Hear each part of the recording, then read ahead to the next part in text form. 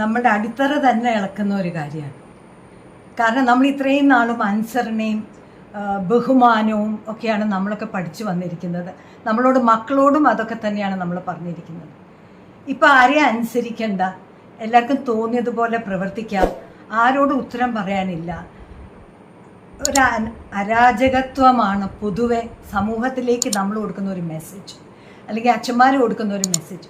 അവരെ പോലും നമ്മൾ അനുസരിക്കേണ്ട എന്നാണ് ഒരു തരത്തിൽ ഒരു വ്യാഖ്യാനം അങ്ങനെ വേണേൽ പോലും വരാം.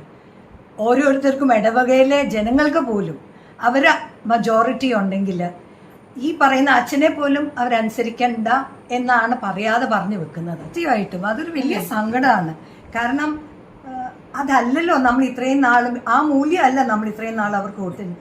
നമ്മുടെ സഭയുടെ കെട്ടുറപ്പ് തന്നെയാണ് പോകുന്നത്. സഭയുടെ മാത്രമല്ല, കുടുംബത്തിൻ്റെയും സമൂഹത്തിൻ്റെയും കെട്ടുറപ്പാണ് പോകുന്നത്.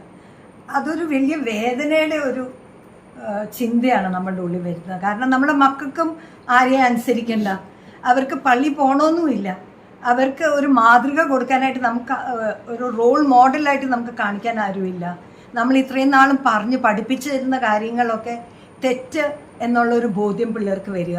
കാരണം പള്ളിയിൽ അച്ഛൻ പറയുന്ന പ്രസംഗം അനുസരിക്കണമെന്നും ക്ഷമിക്കണമെന്നും നമ്മൾ ബാക്കിയുള്ളവരുടെ സ്നേഹത്തോടെ പെരുമാറണമെന്ന് പറയുമ്പോൾ മക്കൾ ചോദിക്കുന്നത് അവരുടെ പെരുമാറ്റത്തിൽ അതില്ലല്ലോ, അപ്പോൾ പിന്നെ ഞങ്ങൾ എന്തിനാ അങ്ങനെ ഫോളോ ചെയ്യണം എന്നുള്ള റോങ് മെസ്സേജ്. അതായത് വാക്കും പ്രവൃത്തിയും തമ്മിൽ യാതൊരു ബന്ധവുമില്ല.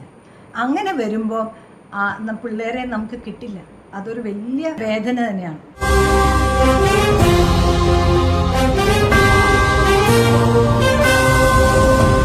ഒരേ സ്വരം, ഒരേ മനം, ഒരേ ബലി, ഒരേ സ്വരം, ഒരേ മനം, ഒരേ ബലി. കൈകൾ കോർത്തിടാം, ക്രിസ്തുവിലൊന്നാകാം.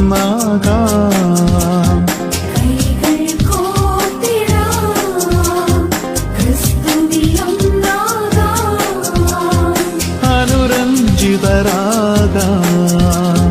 സഭയോടൊന്നാകാം.